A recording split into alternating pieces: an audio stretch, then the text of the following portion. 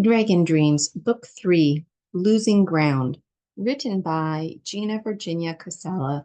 Message, Chipmunck Reinforcement.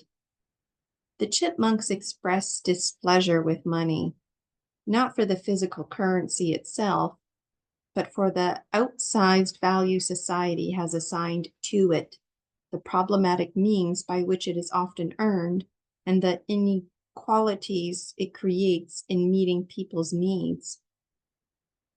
The chipmunks advise that money can benefit us now through trade, but cautioned against doing away with it entirely, since true wealth lies not in money, but in the land and resources belonging to all. The chipmunks urge you to prioritize caring for the planet we all live on, as it provides us with vital, renewable resources. Reconnect with nature. Plant trees whenever you can, and build sustainable structures that can adapt as the environment changes. Melting snow and rising seas are a sign of our man-made concrete jungles that are impermanent.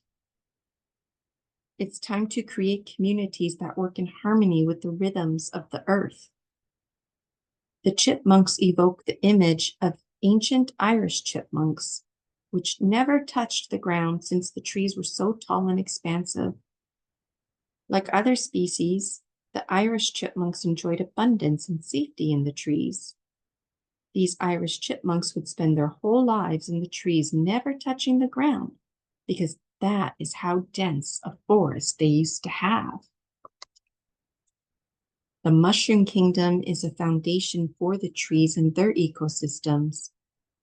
This reminds us of nature's interconnectedness and the importance of returning to indigenous ways of knowing.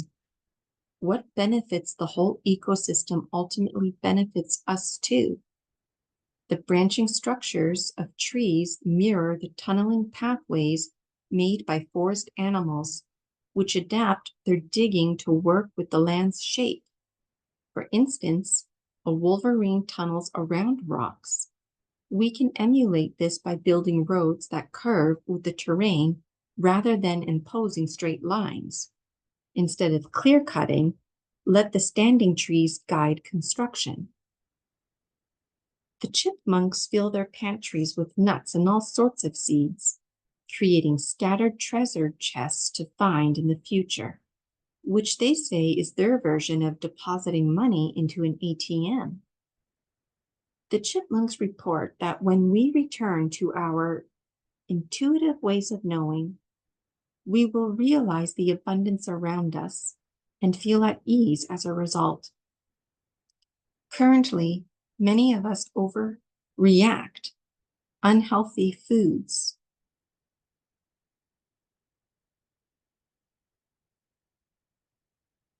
We overeat unhealthy foods and underappreciate nutritional options.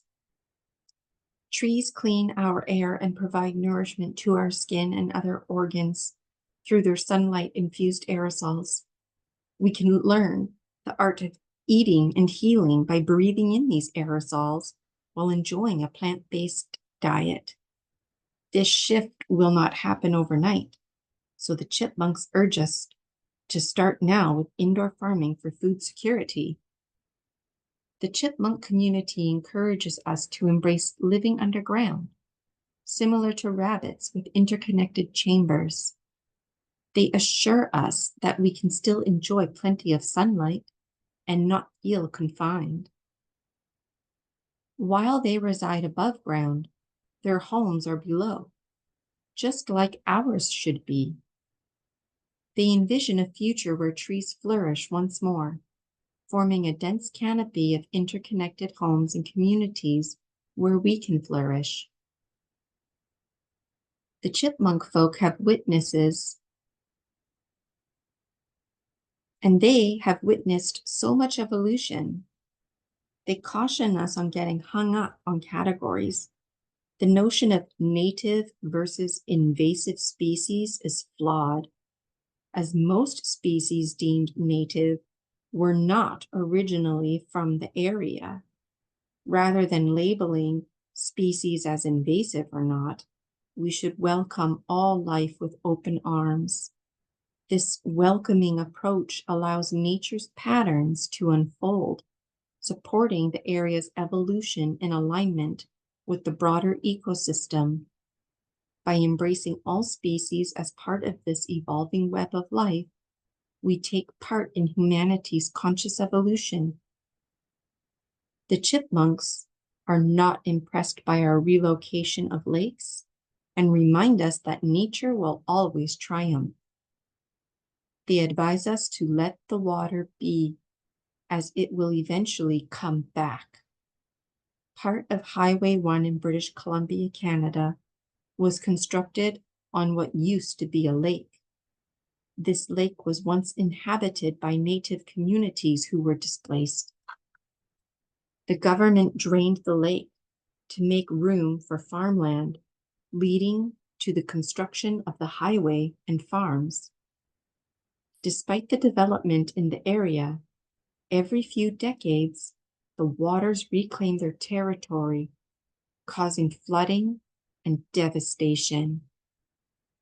This natural cycle is likely to persist, showing that nature always has the final say. Building a bridge over the lake could be a viable solution to allow the water to flow without causing destructive floods, or alternatively, constructing a new highway that works in harmony with the surrounding forest.